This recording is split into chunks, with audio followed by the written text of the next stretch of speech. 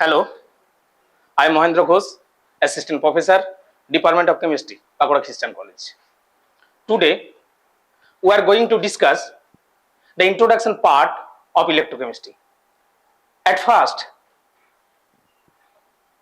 we are going to discuss the redox reaction. Redox reaction is the combination of two words. One is red, another is ox.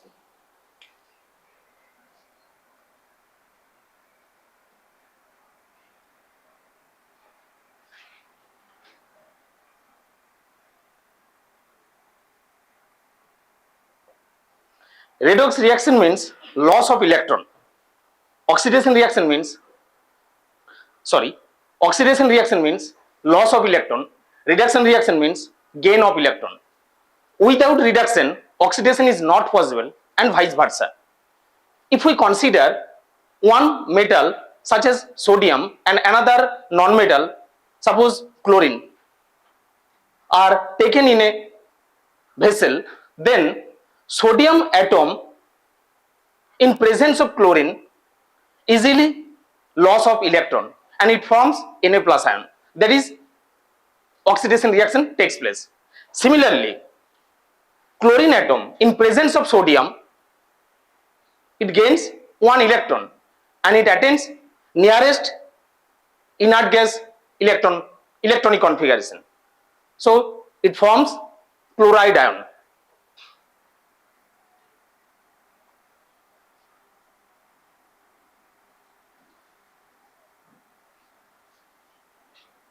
Sodium atom, chlorine atom, its electronic configuration 281, 287.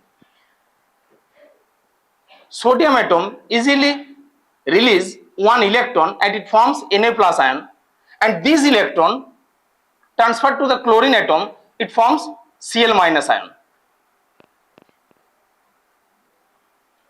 অর্থাৎ sodium atom একটা electron যখনই loss করবে, ঠিক সাথে সাথেই chlorine অ্যাটমটা ওই ইলেকট্রনটাকে gain করবে। অর্থাৎ আমরা বলতে পারি যে একটা সোডিয়াম অ্যাটম কখনোই এমনি একটা ইলেকট্রন লস করবে না যতক্ষণ না তার সামনে ক্লোরিন অ্যাটম খাড়া হচ্ছে বা ক্লোরিন অ্যাটম থাকছে। সিমিলারলি একটা ক্লোরিন অ্যাটম কখনোই একটা ইলেকট্রন গেইন করতে পারবে না যতক্ষণ না অন্য কোনো একটা অ্যাটম ইলেকট্রনটা লস করছে।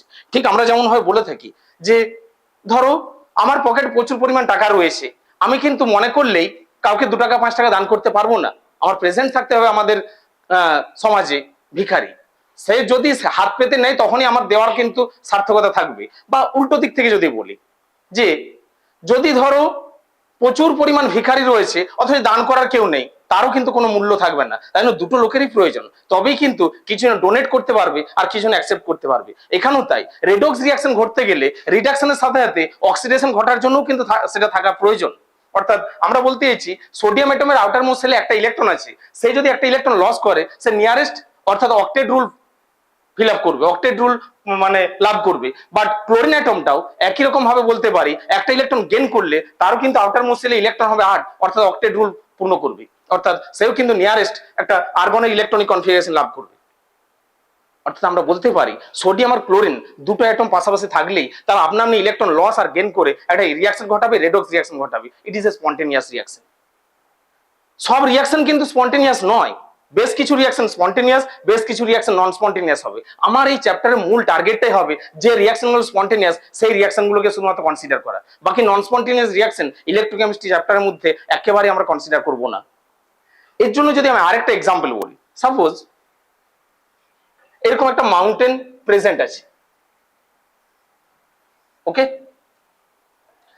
এই মাউন্টেনের একদম গ্রাউন্ড লেভেলে একটা বল প্রেজেন্ট রয়েছে এ, একটা বল প্রেজেন্ট আছে একদম গ্রাউন্ড লেভেলে এ বল। সিমিলারলি অ্যানাদার একটা বল প্রেজেন্ট আছে একদম টপ পজিশনে এখানে বি বল।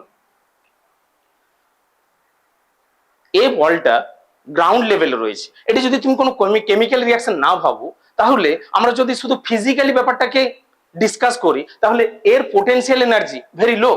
এর পোটেনশিয়াল এনার্জি ভেরি হাই, কারণ এটা রয়েছে অনেক উঁচু জায়গাতে, অর্থাৎ টপ পজিশনে আছে, মানে যখনই তার হাইটটা বেড়ে যাবে তখন তার পোটেনশিয়াল এনার্জির মানটা হবে কি অনেক বেশি। তাহলে এই বলটার পোটেনশিয়াল এনার্জি ভেরি লো, এই বলটার পোটেনশিয়াল এনার্জি ভেরি হাই। আমি কিন্তু জাস্ট ফিজিক্যালি এটাকে সিগনিফিকেন্স দিচ্ছি, ফিজিক্যালি ব্যাপারটাকে ডিসকাস করছি, no chemical reaction.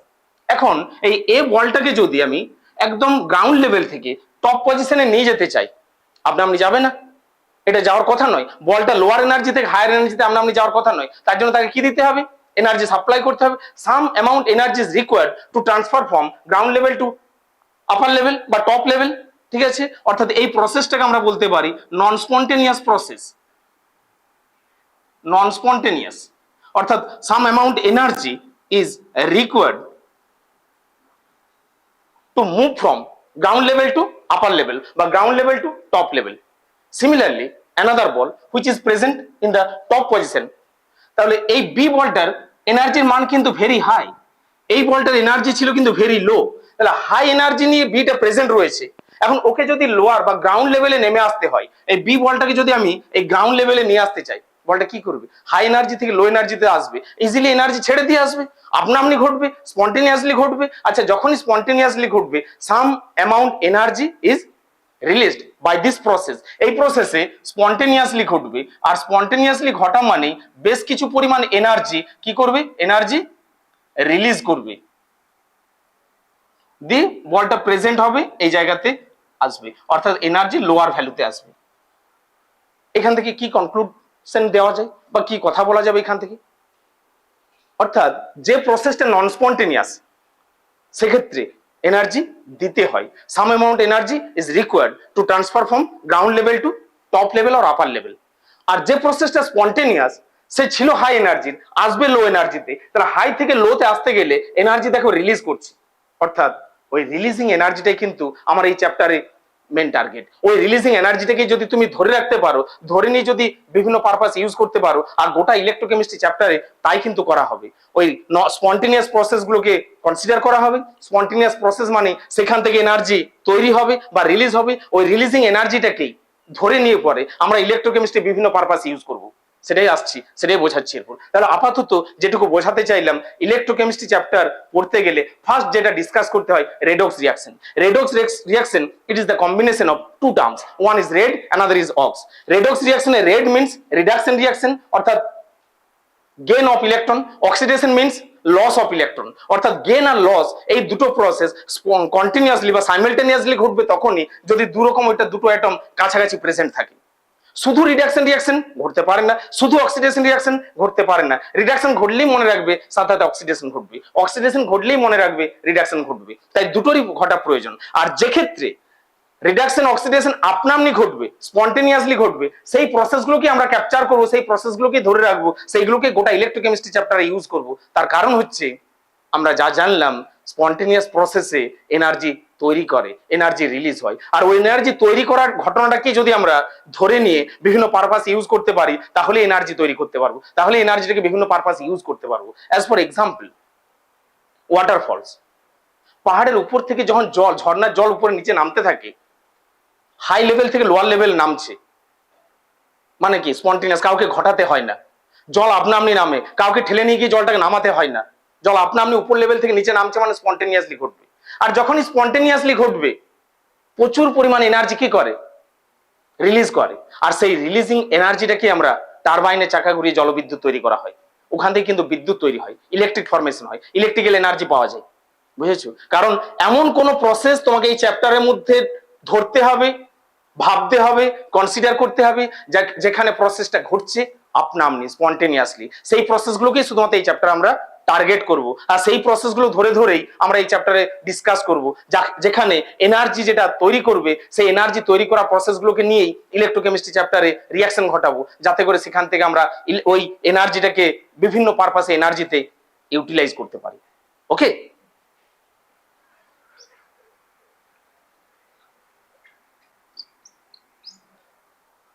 suppose 3 container, one is taken in copper sulfate solution, and copper sulfate solution, zinc metal is partially dipped into this solution, zinc metal. Another container zinc sulfate solution, copper metal partially dipped into this solution, copper,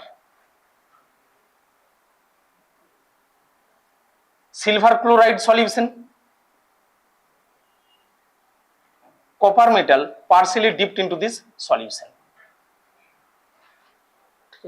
তিনটা container নিয়েছি, একটা কন্টেনারে copper sulphate solution, তার মধ্যে জিঙ্কের মেটালকে partially dip করা হয়েছে, another container zinc sulphate solution, এটা কপারের মেটালকে পার্সিয়ালি ডিপ করেছি, আরেকটা কন্টেনার যেখানে সিলভার ক্লোরাইড নিয়েছি তার মধ্যেও একটা কপারের রডকে বা কপারের মেটালকে পার্সিয়ালি ডিপ করা হয়েছে। Okay, copper sulphate solution deep blue colour, zinc sulphate colourless,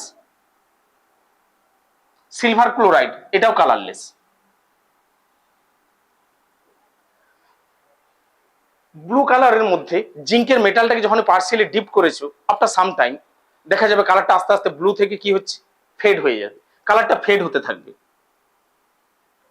মানে নিশ্চয়ই কপার সালফেট আর কপার সালফেট নেই, কপার সালফেট নিশ্চয়ই রিয়াকশন করে অন্য কিছুতে কনভার্ট হয়েছে। যদি কপার সালফেটটা কারোর সাথে রিয়াকশন না করতো তাহলে সলিউশনটার কালার ব্লু ছিল, ব্লুই থেকে যেত। তাহলে নিশ্চয়ই এরকম কোনো রিয়াকশন ঘটেছে, জিঙ্ক মেটাল কপার সালফেটের সাথে রিয়াকশন করে হচ্ছে জিঙ্ক সালফেট প্লাস কপার, এই রিয়াকশনটা নিশ্চয়ই ঘটেছে। ছিল কপার সালফেট ব্লু কালার, হচ্ছে জিঙ্ক সালফেট কালারলেস, তাহলে ব্লু থেকে যখনই কালারলেস এর দিকে আসবে কালারটা একটু একটু করে ফেড হবে, ঠিক কিনা? এটাকে কনফার্ম করার জন্য, প্র্যাকটিক্যালি প্রুভ করার জন্য যদি এর মধ্যে একটু সলিউশনের মধ্যে একটু অ্যামোনিয়াকেল করা হয়, মানে অ্যামোনিয়াম হাইড্রোক্সাইড অ্যাড করা হলো, সলিউশনটাকে একটু বেসিক মিডিয়ামে নিয়ে আসার পর ওর মধ্যে যদি H2S গ্যাস পাস করা হয়, একটু এটাকে বেসিক মিডিয়ামে নিয়ে এলাম, মানে অ্যামোনিয়াকেল করা হচ্ছে, এরপর ওর মধ্যে দিয়ে যদি H2S গ্যাস পাস করা হয় তাহলে দেখা যাবে জিঙ্ক সালফাইডের একটা হোয়াইট প্রেসিপিটেট ফর্মেশন হচ্ছে। এই হোয়াইট প্রেসিপিটেট থেকে আমি কনফার্ম হবো নিশ্চয়ই এটা কপার সালফেট নেই, কি আছে, জিঙ্ক সালফেট। তাহলে জিঙ্ক সালফেট এলো কোথা থেকে, নিশ্চয় জিঙ্ক 2+, জিঙ্ক 2+টা আসছে কোথা থেকে, নিশ্চয় জিঙ্ক থেকে। তাহলে জিঙ্ক কি করেছে, দুটো ইলেকট্রন রিলিজ করে জিঙ্ক 2+ হয়েছে, অক্সিডেশন ঘটেছে। অ্যাজ ইউজুয়াল কপার 2+ আয়ন নিশ্চয়ই ওখান থেকে দুটো ইলেকট্রন গেইন করে কপার মেটালে কনভার্ট হয়েছে, নিশ্চয়ই রিঅ্যাকশনটা তার মানে ঘটেছে, যার জন্য ব্লু কালার থেকে ফেড হয়েছে। অ্যানাদার প্রসেস, কালারলেস ছিল, বেশ কিছুক্ষণ পর দেখবো সলিউশনটা কালারলেসই রয়ে যাচ্ছে, কোনো কালারের চেঞ্জ আসছে না। আচ্ছা, কোনো কালারের চেঞ্জ হচ্ছে না মানে কি বুঝতে পারবো, নিশ্চয়ই জিঙ্ক সালফেটই রয়ে গেছে। আচ্ছা, যদি রিয়াকশন হতো নিশ্চয়ই কালারলেসটা আস্তে আস্তে জিঙ্ক সালফেটটা কিসে কনভার্ট হতো, কপার সালফেটে হতো। তাহলে কালারটা কালারলেস থেকে কিসের দিকে আসার কথা, ব্লু কালারের দিকে হচ্ছে, তাই তো ব্লু কালার হতো। কেন বলছো, কারণ কপার জিঙ্ক সালফেটের সাথে রিয়াকশন করে কপার সালফেট হওয়ার কথা প্লাস জিঙ্ক মেটাল তৈরি করার কথা ছিল, কালারলেস হয়ে যাওয়ার কথা ব্লু। কালার যেহেতু কোনো চেঞ্জ হচ্ছে না, তার নিশ্চয়ই কপার মেটালটা কপার সালফেটে কনভার্ট হয়নি, বিক্রিয়াটা ঘটছে না। বিক্রিয়াটা তার মানে কি বিক্রিয়া, নন স্পন্টেনিয়াস নয়। এটাকে যদি প্র্যাকটিক্যালি প্রুভ করতে হয়, সেম প্রসেস, এর মধ্যে একটু অ্যামোনিয়াকেল করো সলিউশনটাকে। অ্যামোনিয়াকেল করতে গেলে অ্যামোনিয়াম হাইড্রোক্সাইড দিতে হয়, একটু বেসিক মিডিয়ামে নিয়ে আসতে হয়। এরপর ওর মধ্যে যদি H2S গ্যাস পাস করো, H2S গ্যাস যদি ওর মধ্যে পাস করা হয় তাহলে কি হবে, কপার সালফাইডের একটা ব্ল্যাক প্রেসিপিটেট পাওয়ার কথা, বাট পাবো না, কোনো ব্ল্যাক প্রেসিপিটেট পাবো না। ব্ল্যাক প্রেসিপিটেট পাচ্ছি না মানে নিশ্চয়ই কি হয়নি, কপার সালফাইডে কনভার্ট হচ্ছে না। কপার সালফাইড হচ্ছে না মানে কপার 2+ আয়ন তৈরি হচ্ছে না। কপার 2+ আয়ন পাচ্ছি না মানে কোথা থেকে আসেনি, কপার থেকে আসছে না, মানে বিক্রিয়াই হয়নি, কোনো রিয়াকশন ঘটবে না। তাহলে কোনো রিয়াকশন আপনি ঘটছে না মানে প্রসেসটা কি প্রসেস, নন স্পন্টেনিয়াস। এটা হচ্ছে non spontaneous process, non spontaneous. আর এটা হচ্ছে স্পন্টেনিয়াস প্রসেস। সিমিলারলি এটা দেখি, লাস্ট প্রসেস, কপার মেটালকে পার্সিয়ালি সিলভার ক্লোরাইডের মধ্যে ডিপ করেছি, দেখে যাবে কালারটা আস্তে আস্তে ব্লু কালার দিকে যাচ্ছে, কারণ রিয়াকশনটা নিশ্চয়ই এরকম ঘটেছে, copper plus silver chloride Ag+ plus Cl minus, এখান থেকে কনভার্ট হয়ে হবে copper chloride plus metallic silver, copper chloride হবে। এটার মধ্যে দিয়েও যদি আমি অ্যামোনিয়াকেল করার পর H2S গ্যাস পাস করি, H2S গ্যাস পাস করলে কপার সালফাইডের একটা ব্ল্যাক প্রেসিপিটেট পাওয়া যাবে, একটা ব্ল্যাক পিপিটি পাওয়া যাবে।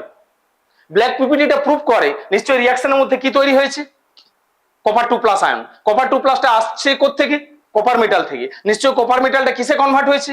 কপার 2 প্লাসে অক্সিডেশন ঘটেছে। অক্সিডেশনের সাথে সাথে নিশ্চয়ই রিডাকশনও ঘটবে। রিডাকশনটা কে ঘটাচ্ছে? Ag plus ion. Ag plus ion কি করবে? ইলেকট্রন নিয়ে পরে সিলভার মেটাল তৈরি করবে। তার মানে রিয়াকশনটা আপনামনি ঘটছে। এটা স্পন্টেনিয়াস প্রসেস। তাহলে এখান থেকে আমাকে বলো কোন প্রসেসগুলো, এই তিনটা রিয়াকশনের মধ্যে কোন দুটো প্রসেস বা কোন প্রসেসগুলোকে আমরা নেব ইলেকট্রোকেমিস্ট্রি চ্যাপ্টারে যেগুলো স্পন্টেনিয়াস? কারণ স্পন্টেনিয়াস প্রসেস সবসময় কি ঘটায়? এনার্জি তৈরি করে। আর এনার্জি তৈরি করাটা বারবার একটা কথা বোঝাতে চাইছি, আমার দরকার ইলেকট্রোকেমিস্ট্রি চ্যাপ্টারে এমন কোন রিয়াকশন গুলোকে আমি কনসিডার করব যেখানে এনার্জি তৈরি করে যারা, সেই এনার্জি তৈরি করাটাকে বিভিন্ন পারপাসে ইউটিলাইজ করব। দি ইলেকট্রোকেমিস্ট্রি চ্যাপ্টারে কেমিক্যাল এনার্জিকে ইলেকট্রিক্যাল এনার্জি, ইলেকট্রিক্যালকে কেমিক্যাল, আরো অন্যান্য প্রসেসগুলো ঘটাতে থাকবো, যেটা হিউজ পরিমাণ ইলেকট্রিক্যাল কেমিক্যাল এনার্জি থেকে ইলেকট্রিক এনার্জি কনভার্ট করে ব্যাটারি তৈরি করব। এরপর ওই ব্যাটারি তৈরি করার পর কেমিস্ট্রি লোকেদের কাজ হবে ব্যাটারিটা উৎপন্ন করে দেওয়া। এবার ব্যাটারিটা ফিজিক্সের লোকেরা নিয়ে পরে বিভিন্ন পারপাস ইউজ করবে। আমাদের কাজ থাকবে কেমিক্যাল রিয়াকশন ঘটিয়ে প্রচুর পরিমাণে ইলেকট্রিক্যাল এনার্জি তৈরি করার একটা সিস্টেম রেডি করে দেওয়া, মানে ব্যাটারি তৈরি করে দেওয়া। এবার ব্যাটারিটা তৈরি করে দিয়ে আমাদের আর কোনো কাজ নেই, ওই ব্যাটারিটাকে আমরা দিয়ে দেবো কাদের কি? ফিজিক্সের লোকজনদের। ফিজিক্সের লোকজনেরা করবে কি? ব্যাটারি নিয়ে পরে এবার বিভিন্ন পারপাসে ইউজ করবে। ঠিক আছে, ইলেকট্রোকেমিস্ট্রি মেন টার্গেটটা হচ্ছে ইলেকট্রিক্যাল এনার্জি কনভার্ট করা, কেমিক্যাল টু ইলেকট্রিক্যাল। ওকে, আচ্ছা এই তিনটা প্রসেস থেকে আমরা কি আইডিয়া করতে পারি কার ইলেকট্রন ডোনেটিং টেন্ডেন্সি বেশি? জিঙ্ক কপারকে ইলেকট্রন দিতে পারছে কিন্তু কপার জিঙ্ককে পাচ্ছে না, তাই মনে হচ্ছে তো? জিঙ্ক কপারকে সুন্দরভাবে ইলেকট্রন দিতে পারলো, কপার মেটাল কিন্তু জিঙ্ককে ইলেকট্রন দিতে পারছে না। কারণ electron donating tendency, electron donating tendency zinc greater than copper. আবার দেখো কপার সুন্দর সিলভারকেও দিতে পেরেছে, তাই তো মনে হচ্ছে জিঙ্ক মেটাল কপারকে ইলেকট্রন দিতে পারলো, কপার মেটাল জিঙ্ককে ইলেকট্রন দিতে পারছে না। তার মানে এদের দুজনের মধ্যে ইলেকট্রন ডোনেটিং পাওয়ার কার বেশি? জিঙ্কের। কার চাইতে? কপারের চাইতে। লাস্ট প্রসেসটাতে এসে দেখছি কপার মেটাল সিলভার ক্লোরাইডের সাথে রিয়াকশন করে কপার 2 প্লাস হচ্ছে, তার নিশ্চয়ই ইলেকট্রন ডোনেট করেছে। কাকে করেছে? সিলভারকে। তার মানে আমরা কি বলতে পারি কপার আর সিলভারের মধ্যে ইলেকট্রন ডোনেটিং পাওয়ার কার বেশি? কপারের। তাহলে zinc greater than copper greater than silver, এটা হচ্ছে ইলেকট্রন ডোনেটিং পাওয়ার বা ইলেকট্রন ডোনেটিং টেন্ডেন্সি এই তিনটা মেটালের মধ্যে। তাহলে ইলেকট্রোকেমিস্ট্রিতে যখন আমরা দুটো ডিফারেন্ট কন্টেনার নেব, নিয়ে পরে যখন দুটো সেল ডুবাবন্ন হবে, একটা ক্যাথোড একটা অ্যানোড করব, নিশ্চয়ই প্রত্যেকের মাথায় থাকা দরকার যে বেশি ইলেকট্রন ডোনেট করতে পারে, অর্থাৎ যেখানে অক্সিডেশন রিয়াকশন ঘটবে সেখানে জিঙ্কটাকে দেব, যেখানে রিডাকশন রিয়াকশন ঘটবে সেখানে কপারটাকে দেব। যদি তোমাকে জিঙ্ক আর কপারকে নিয়ে ইলেকট্রোড চুজ করতে বলে যে কোনখানে কোনটাকে রাখবে, তাহলে মনে রাখবে যে কন্টেনারটাতে অক্সিডেশন ঘটছে সেখানে জিঙ্ক, যে কন্টেনারটাতে রিডাকশন রিয়াকশন ঘটছে সেখানে কপার রাখবো। রাইট? সিমিলারলি কপার আর সিলভারের মধ্যে তোমাকে কোনো একটা সেট আপ করতে বলা হচ্ছে, কপার আর সিলভার নিয়ে দুটো একটা সেল বানাও, একটা ক্যাথোড চেম্বার একটা অ্যানোড চেম্বার, মাঝখানে একটা সল্ট ব্রিজ থাকবে। এইভাবেই তো টোটাল একটা ইলেকট্রোকেমিক্যাল সেল বানানো হয়। তাহলে যে কপার আর সিলভারের মধ্যে কোনটাকে অক্সিডেশন রিয়াকশনের চেম্বার হিসেবে ইউজ করবে? কোন ইলেকট্রোডটাকে? Copper electrode. আর সিলভারটাকে মানে যেখানে রিডাকশন রিয়াকশন ঘটবে সেই চেম্বার রাখতে হবে। যদি জিঙ্ক আর সিলভারের মধ্যে বলে, বলার কিছু নেই, জিঙ্কটা হবে অক্সিডেশন রিয়াকশন যেখানে ঘটবে সেখানে, সিলভারটা হবে রিডাকশন রিয়াকশন যেখানে ঘটবে সেই চেম্বার রাখতে হবে। ওকে, হয়েছে? বেশ, এইটুকু ব্যাপারটা স্যার আইডিয়া হলো। এরপরে তাহলে রিয়াকশনের ব্যাপারটাতে আসা যাক। একটা চেম্বার মানে একটা কন্টেনার, সলিউশন, একটা মেটাল ডুবিয়ে দিয়ে পরে আমরা একটা ইলেকট্রোকেমিক্যাল সেল বানানোর কথা ভাবি।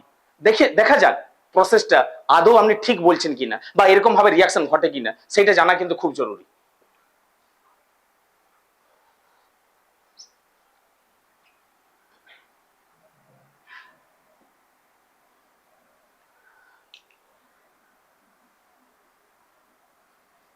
কপার সালফেট, একটা জিঙ্কের মেটালকে পার্সিয়ালি ডিপ করা হয়েছে কপার সালফেট সলিউশনে, জিঙ্ক রড। একটা জিঙ্কের রডকে কপার সালফেট সলিউশনের মধ্যে পার্সিয়ালি ডিপ করলাম, স্যার সুন্দর কেমিক্যাল রিয়াকশন হবে। যে রিয়াকশনটা ঘটে থাকে সেটা হচ্ছে ঠিক এইরকম, জিঙ্ক মেটাল কপার সালফেটের সাথে বিক্রিয়া করবে, বিক্রিয়া করে পরে হবে জিঙ্ক সালফেট প্লাস কপার, অর্থাৎ zinc plus copper 2 plus ion সেখান থেকে zinc 2+ ion plus copper, zinc থেকে জিঙ্ক 2+ অক্সিডেশন, কপার 2+ থেকে কপার রিডাকশন, অর্থাৎ অক্সিডেশন রিডাকশন স্যার দুটোই ঘটে গেল। তাহলে তো প্রচুর এনার্জি পাবো। হ্যাঁ, পাওয়া যাবে, কিন্তু ওই এনার্জিটাকে আমরা বিভিন্ন সেলের পারপাসে ব্যবহার করতে পারবো না। কি বলছেন? এতক্ষণ ধরে তো তাই বোঝাচ্ছিলেন। আমার এনার্জি দরকার, এনার্জি দরকার, স্পন্টেনিয়াস রিয়াকশন দরকার, স্পন্টেনিয়াস রিয়াকশন পাওয়া গেলে এনার্জি পাওয়া যাবে, আর এনার্জি পেলে ওটাকে আমরা ইলেকট্রোকেমিস্ট্রি ইউজ করব। হ্যাঁ বলেছিলাম, কিন্তু এটা বলিনি একসাথে ঘটতে হবে এমন বলিনি।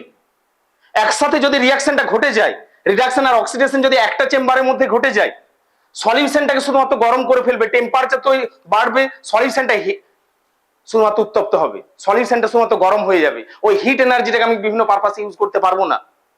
এখানে শুধুমাত্র কি হবে জানো তো, জিঙ্কের মেটালকে কপার সালফেটে পার্সিয়ালি ডিপ করেছো, জিঙ্কটা জিঙ্ক 2+ এ কনভার্ট হবে, কপার 2+টা কপার হবে, অক্সিডেশন রিডাকশন দুটো একসাথে ঘটে যাবে। স্যার আপনা ঘটছে তো? ইয়েস, আপনা ঘটছে। স্পন্টেনিয়াস, স্পন্টেনিয়াস হলে এনার্জি প্রচুর উৎপন্ন করবে। ওই এনার্জিটা কি করবে, আলটিমেট এই সলিউশনটা কি হয়ে যাবে, হিট ফরমেশন করে ফেলবে, সলিউশনটা গরম হয়ে যাবে। জাস্ট তুমি চেম্বারে যদি এরকম কোনো রিয়াকশন ঘটিয়ে থাকো, কপার সালফেট নাও, জিঙ্কের রডকে ডুবাও, 15 মিনিট পরে গ্লাসটাতে টেস্ট টিউবটাতে হাত দাও, সলিউশনটা হাত দাও, সলিউশনটা হালকা হলো গরম লাগবে, তার মানে স্পন্টেনিয়াস রিয়াকশন ঘটছে, হিট ফরমেশন হচ্ছে, ওই হিটটা কন্টেনারে রয়েছে, ওই হিটটাকে বাবা আমরা ইউটিলাইজ করতে পারবো না।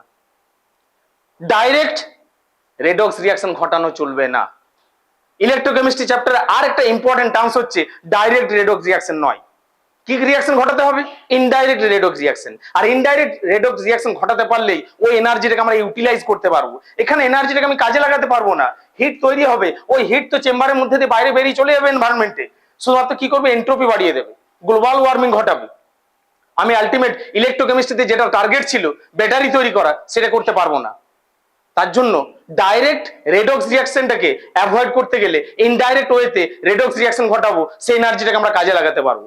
তার জন্য দুজন গ্রেট সায়েন্টিস্ট এই প্রসেসটাকে ডাইরেক্ট রেডক্স রিয়াকশনকে অ্যাভয়েড করে ইনডাইরেক্ট রেডক্স রিয়াকশন ঘটিয়ে পরে এনার্জিটাকে ইউজ করেছেন, বিভিন্ন সেল বানানো হয়েছে। ওকে, সেটার কথাতে আসি এরপর।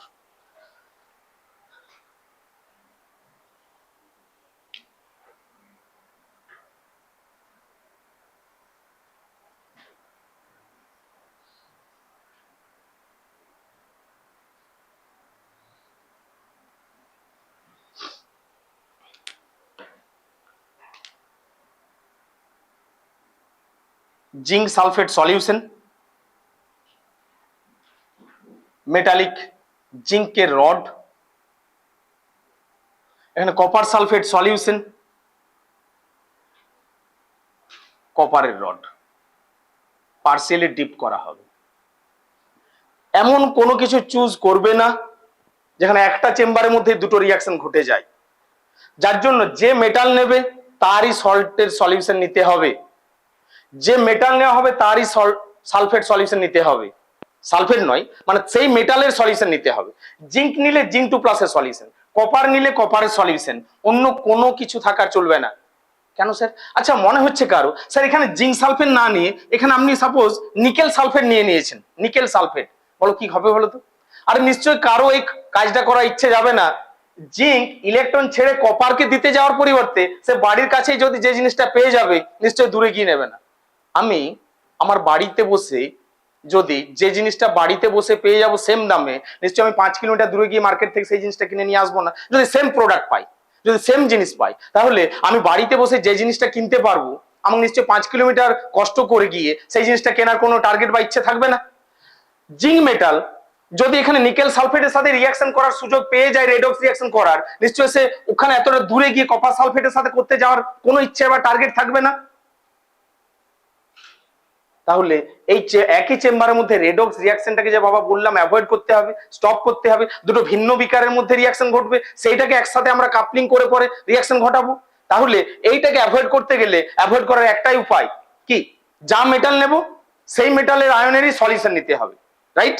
জিঙ্ক নিলে জিঙ্কেরই সলিউশন নিতে হবে। হ্যাঁ, এরপর তুমি আমাকে বলতে পারো স্যার জিঙ্ক সালফেটই নিতে হবে, না না, জিঙ্কে যে কোনো সল্ট, বললাম যে zinc sulphate, zinc chloride, zinc bromide, যে কোনো সলিউশন, বাট জিঙ্ক হতে হবে, যাতে এরা দুজন নিজেরা নিজেদের মধ্যে কি করে নিতে না পারে, রেডক্স রিয়াকশন ঘটাতে না পারে। এখানেও কপার নিলে কপারের সলিউশন, কপার আয়নের সলিউশন, সেটা কপার সালফেট হতে পারে, কপার ক্লোরাইড হতে পারে, কপার নাইট্রেট হতে পারে।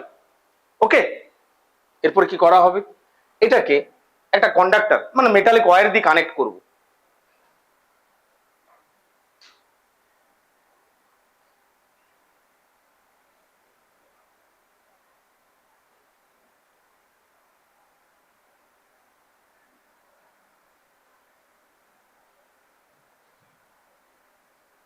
ওকে, দুটো container, zinc zinc sulphate, copper copper sulphate, মাঝখানে মেটালিক ওয়্যার দিয়ে কানেক্ট করেছি। এটা একটা কি, এটা কন্ডাক্টর,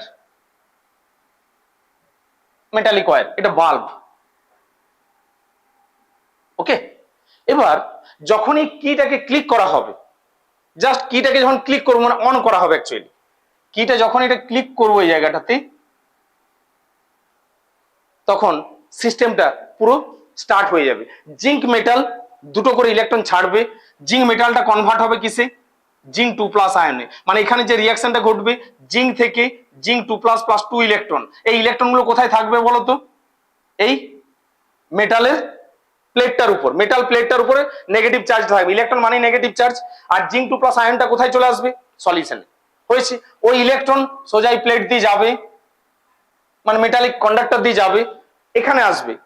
যখনই রাইট সাইডের মেটালিক প্লেটটার উপরে এসে ইলেকট্রনটা আসবে, এই সলিউশনের মধ্যে কি আছে, কপার 2+ আর সালফেট।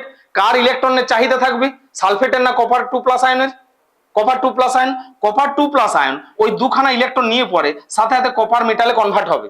আর এই কপার মেটালটা তখন এই পাথটাকে কি করবে, আরো এইখানটাতে কপারটা ডিপোজিট হবে, অর্থাৎ বলতে পারি এখানে কপার ডিপোজিট হবে। আর এখানে জিঙ্ক মেটালটা কি হবে, জিঙ্ক মেটালটা এখানে ডিজলভ হবে, ডিজলভ। জিঙ্ক মেটাল ডিজলভ হতে থাকবে, কপার মেটাল ডিপোজিট হতে থাকবে। কারণ জিঙ্ক মেটালটা ক্ষয় হতে থাকবে, আলটিমেট ক্ষয় হতে থাকবে, মানে এই জিঙ্ক মেটালটা এরকম ভাবে কনভার্ট হয়ে যাবে, ডিজলভ হয়ে যাবে। কারণ কি, জিঙ্ক মেটাল দুটো করে ইলেকট্রন ছাড়বে, জিঙ্ক 2+ আয়ন আকারে সলিউশন আসবে, দিয়ে ওই ইলেকট্রন গুলো মেটালের প্লেটের উপর থাকবে। আর এইদিকে ইলেকট্রনটা ট্রান্সফার হয়ে পরে কপার 2+ আয়ন ইলেকট্রন গুলোকে নিয়ে কপার মেটাল আকারে ডিপোজিট হবে, তাই এই কপারের প্লেটটার উপরে আরো কপার জমা হতে থাকবে। অর্থাৎ এটা অক্সিডেশন রিয়াকশন, এটা রেডক্স রিয়াকশন চলতে থাকবে। একটা বিকারে নয়, একটা কন্টেনারে নয়, আলটিমেট যে হিটটা তৈরি হচ্ছিল সেই হিট তৈরিটাকে অ্যাভয়েড করা গেল। এনার্জি পাওয়া যাবে, স্পন্টেনিয়াস তো এনার্জি পাওয়া যাবে। এনার্জিটা কোন কাজে লাগানো গেল, এনার্জিটা হঠাৎ করে বাল্বটা গ্লো হবে, বাল্বটা জ্বলে উঠবে। কিন্তু এখানে একটা প্রবলেম আছে, বাল্বটা পার্মানেন্টলি জ্বলবে না, বাল্বটা কয়েক সেকেন্ডের মধ্যে গ্লো হয়ে পড়ে স্টপ হয়ে যাবে। হয় কেন, তার কারণ হচ্ছে আপনি একটা সেল বুঝিয়েছেন, বুঝলাম এটা একটা টোটাল সেল, সেলের এখনো কমপ্লিট সেলটা বলতে পারেননি বা বোঝানো হয়নি, কোন জায়গাটা বাকি আছে বাবা। এই কন্টেনারটাতে বলতো কোন চার্জটা বেশি হয়েছে, জিঙ্ক 2+ সালফেট 2- যা ছিল বাড়তি করে আরো জিঙ্ক 2+ এলো, সলিউশনটা পুরোপুরি হয়ে গেল পজিটিভলি চার্জ, মানে একটু এক্সেস পজিটিভ চার্জ। এই সলিউশনটা কপার 2+টা চলে যাচ্ছে এদিকে, কপার 2+ চলে যাচ্ছে এদিকে বারে বারে, সলিউশনের মধ্যে পড়ে থাকবে শুধু সালফেট আয়ন, মানে নেগেটিভ চার্জ বেশি হলো। তাহলে আমরা বলতে পারি এই সলিউশনটা টোটালি নেগেটিভ চার্জ বেশি হচ্ছে, এটা পজিটিভ চার্জ, ইলেকট্রিক্যালি নিউট্রাল হচ্ছে না। আর ইলেকট্রিক্যালি নিউট্রাল না হলে বাল্ব আর বেশিক্ষণ জ্বলবে না, বাল্ব সাথে সাথে কয়েক সেকেন্ডের জন্য জ্বলে পড়ে কিন্তু স্টপ হয়ে যাবে। প্রবলেমটা কোথায়, আপনি তো ইলেকট্রিক তৈরি করে দিয়েছেন, এবার চলে যান না। ছিল কেমিক্যাল এনার্জি, কেমিস্ট্রির লোকজন কেমিক্যাল রিয়াকশন থেকে আমার ইলেকট্রিক ঘটাচ্ছি, ইলেকট্রিক তৈরি করে দিয়েছি, আমার কাজ শেষ, আমি সেই একটা কোম্পানিকে বলে দিলাম এই ইলেকট্রিক তৈরি করে দিচ্ছি, বেরিয়ে চলে আসবো। আরে কোনো মূল্য থাকবে না। তার কারণ হচ্ছে ইলেকট্রিকটা তো পার্মানেন্ট তৈরি করার প্রসেস তৈরি করতে হবে। এটা আমি শুধু দেখিয়ে দিতে পারলাম, বুঝিয়ে দিতে পারলাম ইলেকট্রিক করে দিয়েছি বাবা, ব্যাস চলে এলাম সেই কোম্পানি থেকে। তারা ভাববে ইলেকট্রিক তৈরি করে দিয়েছে, বাকিটা বুঝতে পরের দিন আবার স্টার্ট করতে গিয়ে সাথে সাথে ইলেকট্রিক তৈরি হবে, নষ্ট হয়ে যাবে, ওরকম তো চলবে না। এখন এই গরমের দিনে তুমি যদি মনে করো যে বাড়িতে সন্ধ্যাতে পড়তে বসেছো, ফ্যান ঘুরছে, লাইট জ্বলছে বা এসি চালিয়েছো, পড়তে বসেছো, দেখা গেল 2 সেকেন্ডের মধ্যে কারেন্ট এলে চলে গেল বাড়িতে, তখন পড়াশোনা হবে না, কারেন্ট থাকবে না, অন্ধকার পড়তে পারবে না, ফ্যান ঘুরবে না, পড়তে পারবে না, তাহলে উপায় কি স্যার? এই সলিউশন দুটো, একটা পজিটিভ চার্জ একটা নেগেটিভ চার্জ ছিল, এটাকে ইলেকট্রিক্যালি নিউট্রাল করা খুব প্রয়োজন, তাহলে ইলেকট্রিকটা কিন্তু পার্মানেন্টলি আমরা রাখতে পারবো। উপায় কি? বিভিন্ন ব্যক্তি বিভিন্নভাবে অ্যান্সার দিতে পারে। তোমাদের কাছ থেকে যদি কোশ্চেন জিজ্ঞাসা করবে, কোশ্চেনের অ্যান্সার পাই, ঠিক এইভাবে বলবে, স্যার অসুবিধা কি, পজিটিভ নেগেটিভ দুটোকে একসাথে মিশিয়ে দেন, নিউট্রাল একটা উপায়। কিন্তু এটা করবো না কেন স্যার? এইটাকে অ্যাভয়েড করার জন্যই তো দুটো আলাদা কন্টেনার করেছেন, আবার ওটা করতে বলবেন, মোটেই ভালো নয়। কারণ কি, দুটোকে একসাথে মিশিয়ে দিলে হিট তৈরি হবে, অনলি হিট, কোনো লাইট জ্বলবে না, ফ্যান ঘুরবে না, কোনো ইলেকট্রিক তৈরি হবে না, মোটেই ভালো নয়। আচ্ছা, আরেকটা উপায়, স্যার আমি যখন বাড়িতে পড়বো, আমার বাবা সামনে বসে থাকবেন, দুটো চেম্বারে রিয়াকশন ঘটছে, কি করবেন, যে এখানে পজিটিভ আছে ওখানে নেগেটিভ ছড়াবেন, এখানে নেগেটিভ আছে, মা এই ধারে চেম্বারটাতে পজিটিভ আয়ন ছড়াবেন, আর আমি পড়তে থাকবো। তাহলে বাবা আর মাকে দুজনকে তো সবসময় তোমার পড়ার জন্য পাশে বসে থাকতে হবে। একটা কন্টেনারে পজিটিভ আছে, সেখানে এসে এসে নেগেটিভ আয়ন ছড়ানো হবে, নেগেটিভ আছে পজিটিভ ছড়ানো হবে। এটাও পার্মানেন্ট সলিউশন নয়, এটাও করা যাবে না। তাহলে যেখানে ইলেকট্রিক তৈরি হচ্ছে, সেখানে প্রত্যেকটা মুহূর্তে প্রত্যেকটা সময় লোকজনকে কি করতে হবে, নেগেটিভ চার্জের উপর পজিটিভ ছড়াতে হবে, পজিটিভের উপর নেগেটিভ ছড়াতে হবে, তবে ইলেকট্রিক তৈরি হবে, তবে আমাদের বাড়িতে বাড়িতে ইলেকট্রিক সাপ্লাই হবে। ভালো প্রসেস নয়, পার্মানেন্ট সলিউশন নয়। হতে পারে সলিউশনের একটা আমরা স্টেপ বলতে পারি, বাট পার্মানেন্ট সলিউশন নয়। স্যার আরেকটা উপায়, এটা পজিটিভ হয়ে গেছে, বাইরে বেরিয়ে সলিউশনটাকে শিফটেড করে দাও, এখান থেকে শিফট করে নতুন সলিউশন নিয়ে আসি, নেগেটিভ আছে এটাকে বাইরে বের করে দিই, আবার অন্য একটা সলিউশন দিই। আর এটাও তো সেই আগেরটার মতোই, সেকেন্ডেরটার মতোই, কাউকে না কাউকে তো ইনভলভ থাকতে হচ্ছে। পজিটিভ হয়ে গিয়েছিল, ওটাকে সরিয়ে দিয়ে আবার সলিউশন ঢালি, নেগেটিভ চার্জ হয়ে গিয়েছিল, সরিয়ে দিয়ে আবার সলিউশন ঢালি, সলিউশন হচ্ছে না। সলিউশন একটাই, সল্ট ব্রিজ। ইউ শেপ টিউবের মধ্যে সল্ট ব্রিজ নিয়ে আসতে হবে। তাহলে সল্ট ব্রিজ বিষয়টা কি, সল্ট ব্রিজ বানাতে হবে। সল্ট ব্রিজ হচ্ছে একটা ইউ শেপ টিউব,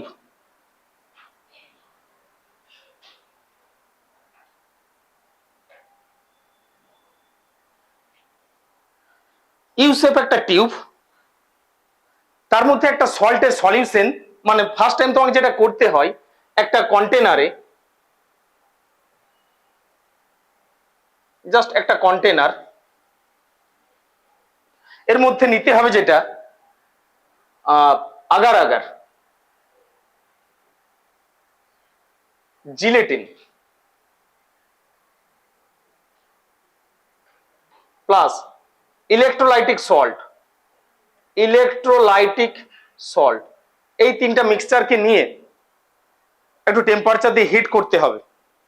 সব তিনটা একসাথে মিশে পড়ে একটা জেলি ফরমেশন হবে, ওই জেলিটাকে এই ইউ শেপ টিউবের মধ্যে দিতে হবে। ঠিক আছে, agar agar gelatin electrolytic salt তিনটাকে একসাথে মিশিয়ে একটু হাই টেম্পারেচার হিট করলে একটা জেলি ফরমেশন হবে, সেই জেলিটাকে ইউ শেপ টিউবের মধ্যে দিয়ে পরে ঠান্ডা করতে হবে। এরপরে ওই যে ইউ শেপ টিউবের মধ্যে দিয়েছে একটা, তাহলে ইউ শেপ টিউবের একটা সলিড সল্ট তৈরি হবে, সল্টের একটা সলিড সলিউশন তৈরি হবে, সেটাকে এই দুটো সলিউশনের মাঝখানে নিয়ে এসে দিয়ে দেবো। এটি হচ্ছে সল্ট ব্রিজ।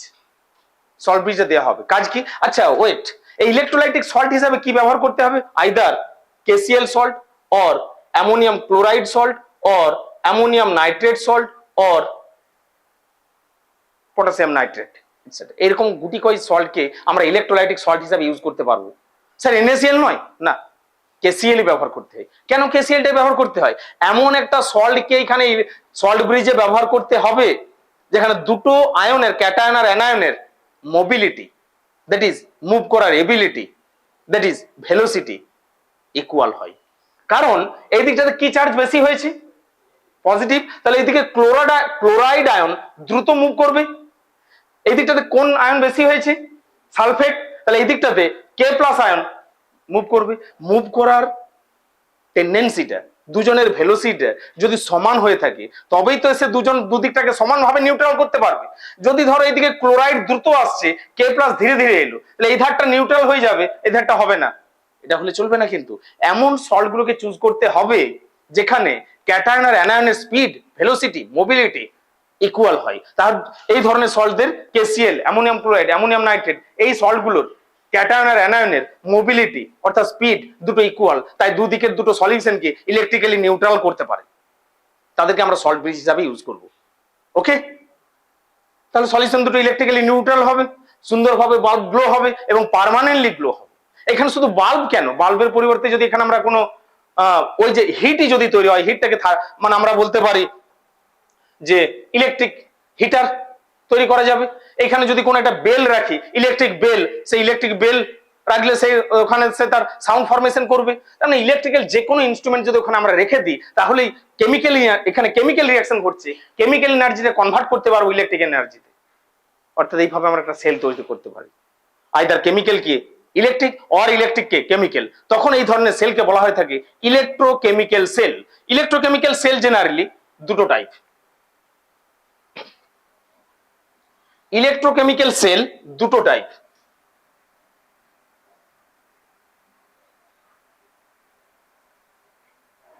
একটাকে বলে গ্যালভানিক সেল, আরেকটা ইলেকট্রোলাইটিক সেল। গ্যালভানিক সেল যেটা এতক্ষণ ধরে পড়াচ্ছিলাম, অর্থাৎ কেমিক্যাল এনার্জি বা কেমিক্যাল রিয়াকশন, কেমিক্যাল এনার্জি থেকে কনভার্ট হবে ইলেকট্রিক্যাল এনার্জি। আর এটা ঠিক রিভার্সটা, ইলেকট্রিক্যাল এনার্জি কনভার্ট হবে কেমিক্যাল এনার্জি। ওকে ওকে